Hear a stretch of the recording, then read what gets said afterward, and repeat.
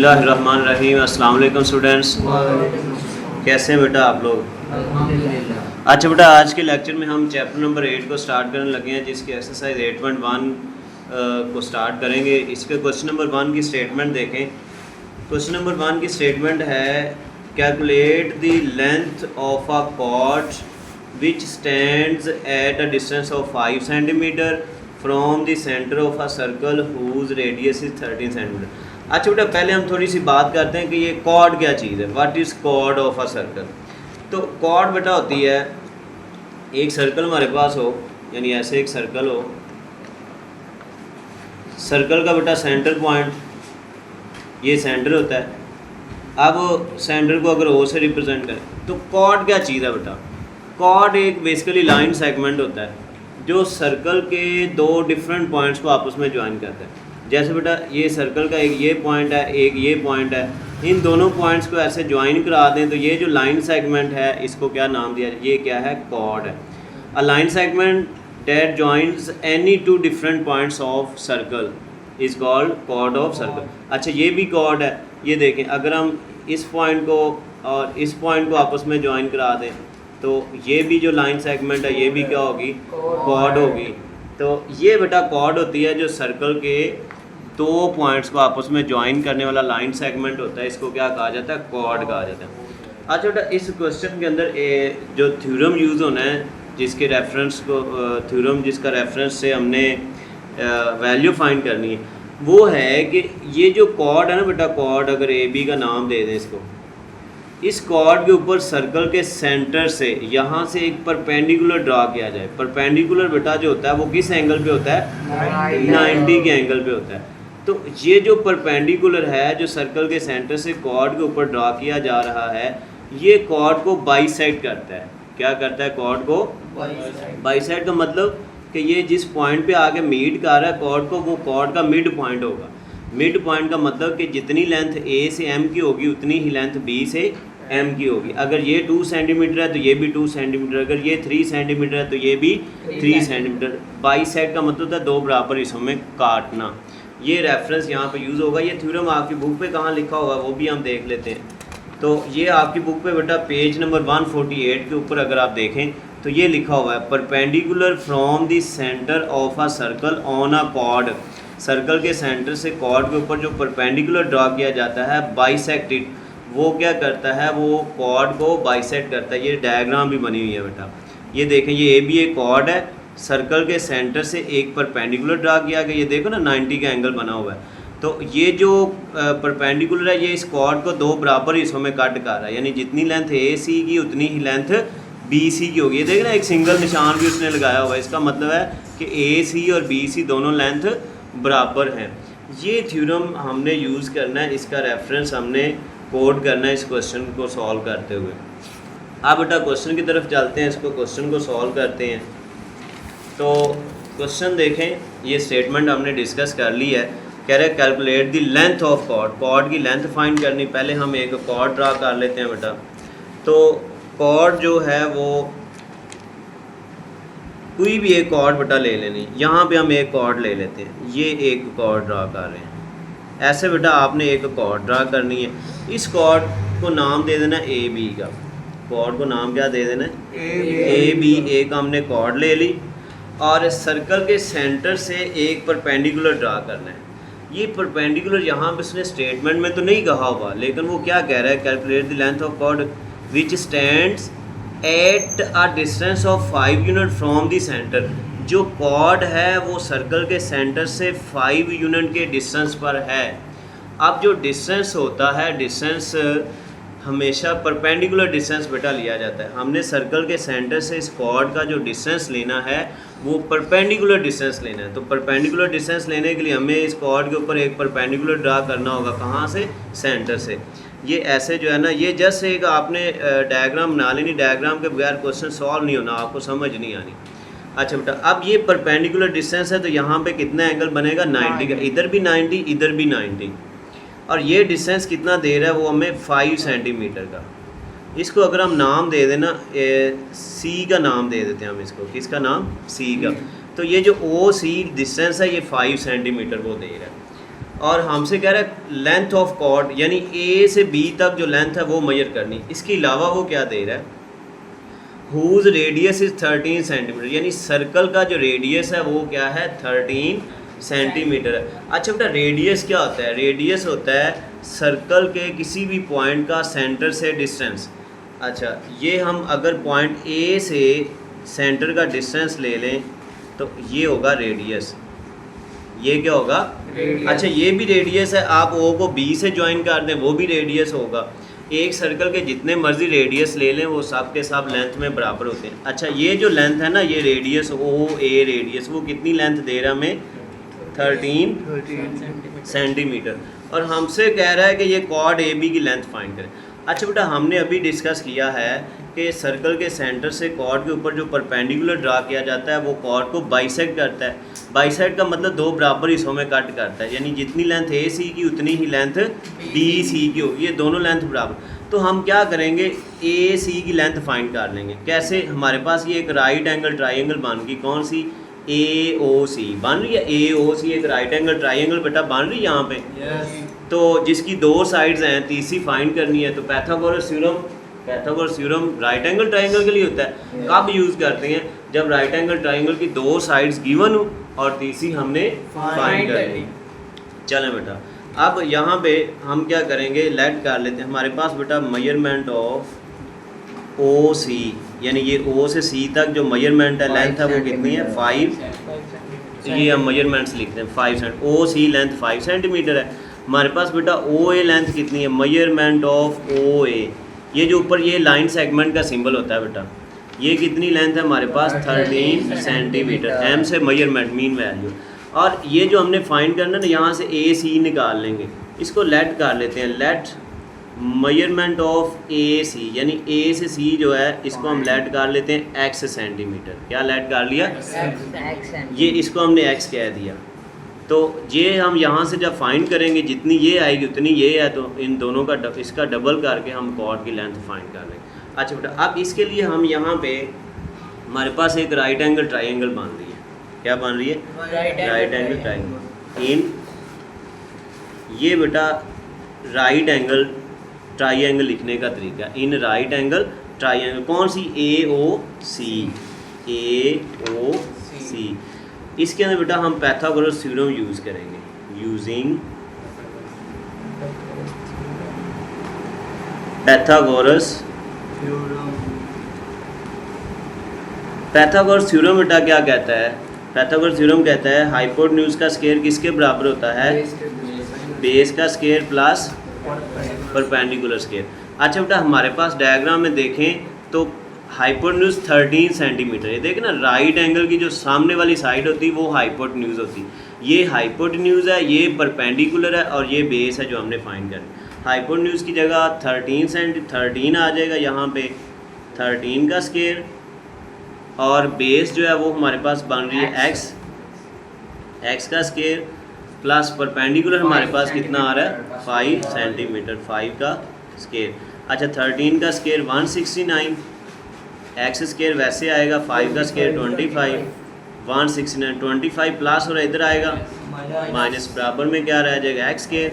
तो हमारे पास x square किसके बराबर आ रहा है 144। अब स्क्वायर ख़त्म करने के लिए क्या करेंगे, taking square root on both side. अच्छा बेटा square root of x square is equal to square root of 144, तो ये स्क्वायर रूट से कट गया और 144 का 12, और यहाँ बेटा लेंथ का यूनिट क्या दिया गया था हमें सेंटीमीटर, तो 12 सेंटीमीटर। अब ये देखें इतनी लेंथ हमारे पास आ गया, ये 12 सेंटीमीटर। अच्छा ये 12 है तो ये भी क्या होगी 12 होगी। थोड़ा सा बेटा यहाँ पे रेफरेंस कोड करना है, वो रेफरेंस हमने क्या कोड करना है, हमने वही लिखना है बेटा एस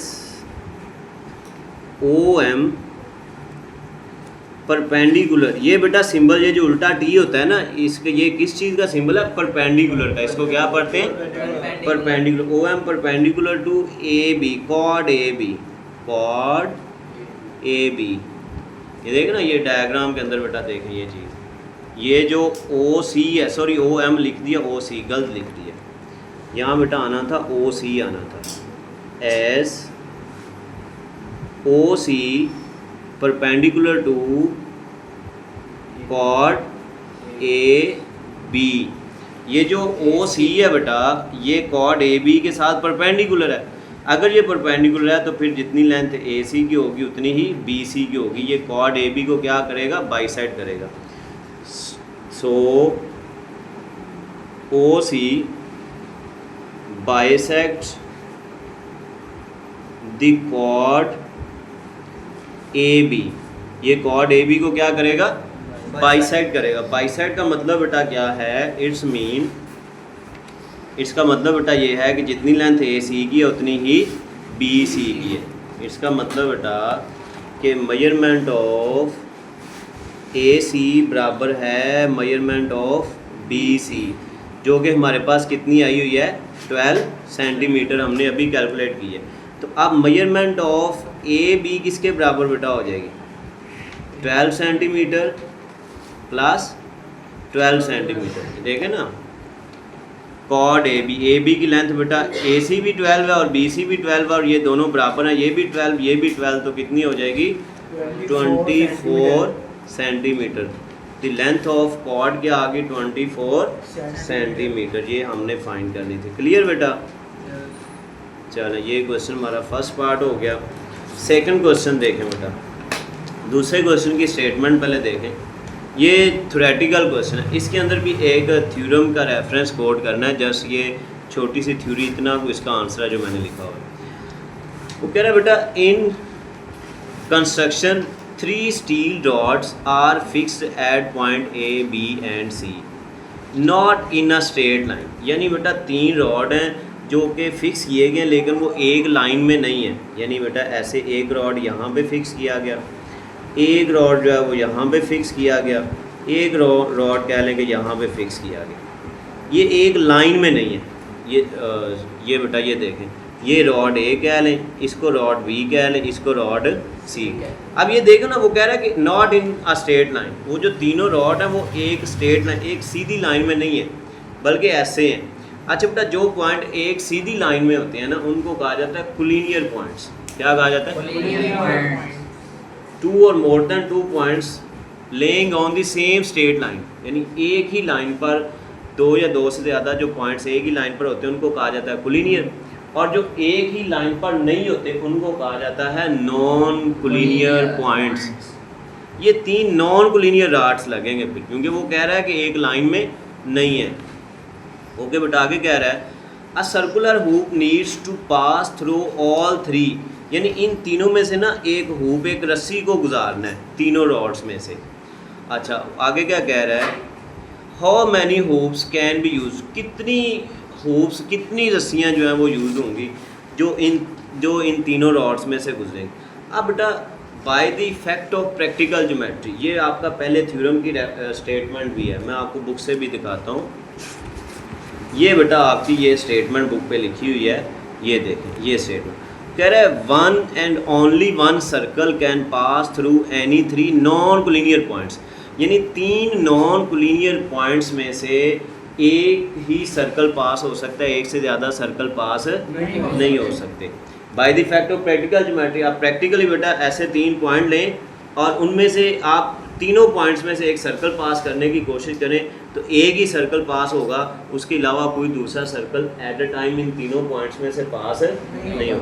अब जब एक ही सर्कल, तो बेटा जो रस्सी है वो भी इन तीनों रॉड्स में से गुजारनी है, तो सिर्फ एक ही रस्सी यूज़ होगी, ओनली 1 हुक। ये बस इसका आंसर है। ये देखें, कह रहा है since point A B and C are not in straight line they are non collinear according to practical geometry 1 and only 1 circle can pass through 3 non collinear points A B and C. Practically तीनों points में से एक ही circle पास होता है, तो रस्सी भी एक ही पास होगी। So there is only 1 circular hook that can be used through all 3 points A B and C. बस ये इसका आंसर है। क्लियर बेटा? ओके जी बेटा, क्वेश्चन नंबर 3 की स्टेटमेंट देखें। कह रहा है इन अ पार्क, एक पार्क में lamps post are 14 metre apart on the edge of circular part of radius 10 metre. यानी एक सर्कुलर जो है वो पार्ट है, ये देखना एक सर्कल की शेप, ये डायग्राम बनी हुई है, डायग्राम देगा वो एक सर्कल की शेप में पार्ट है और सर्कल के दोनों एजिस पे मतलब कितना लेंथ है दोनों एजिस की 14 metre. Lamps post are 14 metre apart यानी हिस्सा on the edge of circular part of radius 10 metre. ये एक सर्कुलर पार्ट है जिसका रेडियस ये दिया गया है सेंटर से 10 मीटर और ये ना लैंप लगे हुए हैं जो वो कितने डिस्टेंस पे लगे हुए हैं 14 मीटर के। कितने डिस्टेंस पर हैं 14 अच्छा आगे कह रहा है find the distance of the chord. अब देखना ये ए बी बेटा एक कॉर्ड बन जाएगी। ये एक सर्कुलर पाथ है उसके दो पॉइंट्स को जो है वो ज्वाइन करने वाला लाइन सेगमेंट जो है वो कॉर्ड होगी। वो कॉर्ड सर्कल के सेंटर से कितने डिस्टेंस पर। इसकी डायग्राम मैंने थोड़ी सी इस तरह बनाई है ज़रा कॉन्सेप्ट क्लियर करने के लिए। देखना बेटा एक सर्कुलर पार्ट है जिसके ऊपर दो एज लिए गए, ये एक एज ये है और एक एज ये है जिनका टोटल डिस्टेंस है 14 मीटर। अच्छा और ये जो सर्कल है इसका रेडियस है 10 मीटर। इसका रेडियस कितना है 10 मीटर। और वो कह रहा है कि ये जो कॉर्ड ए बी है इसका सर्कल के सेंटर से डिस्टेंस कितना होगा। अब हमने क्वेश्चन 1 में भी यही बात डिस्कस किया है कि जब भी हम किसी पॉइंट का किसी लाइन से डिस्टेंस लेते हैं तो हमेशा परपेंडिकुलर डिस्टेंस लिया जाता है, सबसे शॉर्ट डिस्टेंस लिया जाता है जो कि 90 के एंगल पे होता है। अब ये डिस्टेंस जो हमने डिस्टेंस लेने के लिए हमने क्या किया सर्कल के सेंटर से ये इसके ऊपर एक ये परपेंडिकुलर ड्रा किया हुआ है, ये ओ एम इसकी लेंथ हमने फाइंड करनी, ये जो सर्कल के सेंटर से डिस्टेंस पाना है। अब ये जो सर्कल के सेंटर से परपेंडिकुलर ड्रा किया जाता है ये कॉर्ड को बाइसेक्ट करता है। क्वेश्चन 1 में भी यही डिस्कस किया। बाइसेक्ट का मतलब जितनी लेंथ ए एम की उतनी बी एम की। अब ये डायग्राम उसने बता दिया हुआ है, ये देखो ना लेंथ भी उसने दे दी, ठीक है, ये सारा काम उसने डायग्राम में किया हुआ है। अब यहाँ पे हमने ओ एम निकालना है तो बेटा देखें हमारे पास ये ओ एम बी या O B M right angle triangle नहीं बन रही, बन रही है ना। तो इस ट्राइंगल को यूज़ करते हुए पाइथागोरस थ्योरम का यूज़ करेंगे। हमारे पास ये साइड भी है ये भी है, ये हाइपोटेन्यूज है ये बेस है और ये परपेंडिकुलर हम फाइंड कर लेंगे। सिंपल पाइथागोरस थ्योरम का यूज़ होना है। तो हम पहले लेट कर लेते हैं, बल्कि मेजरमेंट ऑफ ओ बी कितनी गिवन है 10 मीटर और मेजरमेंट ऑफ बी एम कितनी गिवन है 7 मीटर। बी एम या एम बी जैसे भी लिख लें 7 मीटर। अच्छा बेटा उसके बाद हमने फाइंड क्या करना है ओ एम मेजरमेंट। हम इसको लेट कर लेते हैं, let measurement of O M बराबर है एक्स के। अब यहाँ पे हमारे पास राइट एंगल ट्राइंगल बन रही कौन सी ओ एम बी। हम लिखेंगे इन राइट एंगल, ये एंगल और right angle triangle O M B या ओ बी एम जैसे भी लिख लें। इसके अंदर बेटा हम पाइथागोरस थ्योरम का यूज़ करेंगे। यूजिंग पाइथागोरस थ्योरम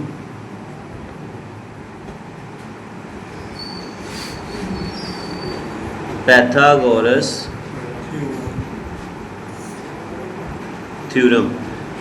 थ्योरम हमारे पास क्या होता है बेटा, पाइथागोरस थ्योरम क्या होता है, हाइपोटेन्यूज का स्क्वायर बराबर होता है base square plus perpendicular square.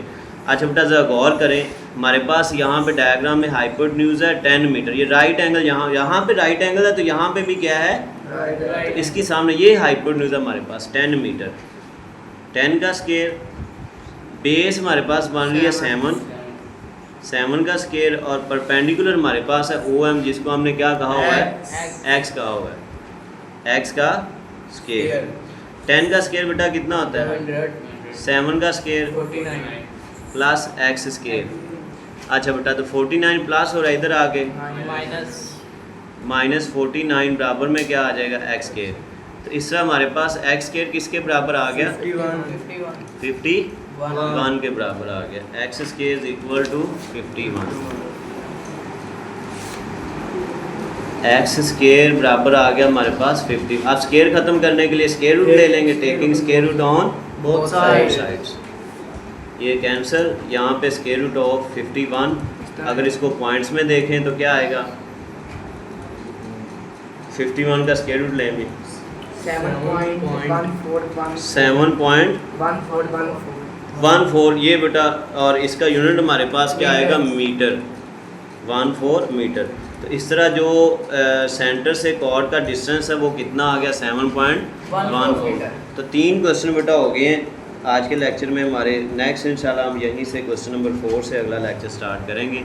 अल्लाह हाफिज़।